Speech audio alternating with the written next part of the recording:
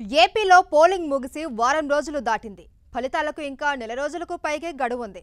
ఇప్పుడు అందరి దృష్టి గెలిచేదెవరు, ఓడేదెవరు అనే దానిపైనే ఉంది.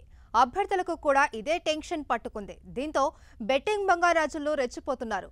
కోడి పందాలు, క్రికెట్ బెట్టింగ్లు నిర్వహించే వారంతా ఇప్పుడు పొలిటికల్ బెట్టింగ్స్ తో బిజీ అయిపోయారు.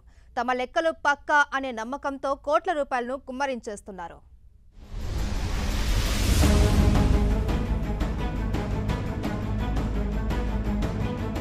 ఏపీలో పొలిటికల్ బెట్టింగ్స్ హాట్ టాపిక్ అయ్యాయి. రీసెంట్ గా ముగిసిన ఎన్నికల పోలింగ్ కు ఫలితాల వెల్లడికి మధ్య చాలా గ్యాప్ ఉండటంతో బెట్టింగ్ దందాను జోరుగా సాగిస్తున్నారు. టీడీపీ, వైసీపీ నేతలు ఎవరికి వారే గెలుపుపై ధీమా వ్యక్తం చేస్తుండటంతో బెట్టింగులను ఓ రేంజ్కు తీసుకెళ్తున్నారు. కర్నూలు జిల్లాలో సాగుతున్న పందాలు క్రికెట్ బెట్టింగ్ను మించిపోయాయి.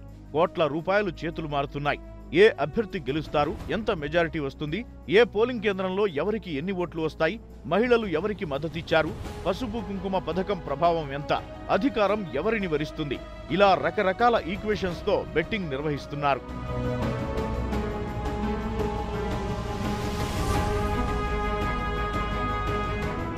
దశాబ్దాల రాజకీయ వైరం ఉన్న కోట్ల, కేఈ, బైరెడ్డి, గౌరు వంటి ప్రధాన రాజకీయ శత్రువర్గాలు ఒక్కటయ్యాయి. జిల్లాలో రాజకీయ ముఖచిత్రాన్ని మార్చేశాయి. ఫలితాలపై ఈ ప్రభావం తప్పకుండా ఉంటుందని విశ్లేషకులు భావిస్తున్నారు. దీంతో ఈసారి వీటిపై కూడా బెట్టింగులు రంజుగా సాగుతున్నాయి. బనగానపల్లి ఫలితంపై కడప జిల్లాలోనూ భారీ స్థాయిలో బెట్టింగ్ జరుగుతుండగా ఆలూరు రిజల్టుపై పక్క రాష్ట్రమైన కర్ణాటకలోనూ పెద్ద ఎత్తున పందెం కాస్తున్నారు. ఇక్కడ నువ్వా నేనా అనే రీతిలో ఫలితం ఉండబోతోందని అంచనా వేస్తున్న పందెం రాయుళ్లు బెట్టింగ్ జోరును పెంచేశారు. ఇక ఆదోని నియోజకవర్గంలో టీడీపీదే గెలుపని కొందరు, వైసీపీ విజయం ఖాయమని మరికొందరు లక్షల్లో బెట్టింగులకు దిగుతున్నారు.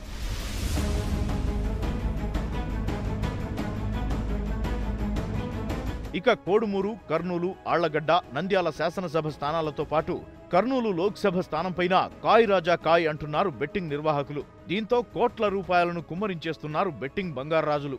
ఇలా జిల్లాలో గతంలో ఎన్నడూ లేనంత స్థాయిలో బెట్టింగులు సాగుతున్నాయి.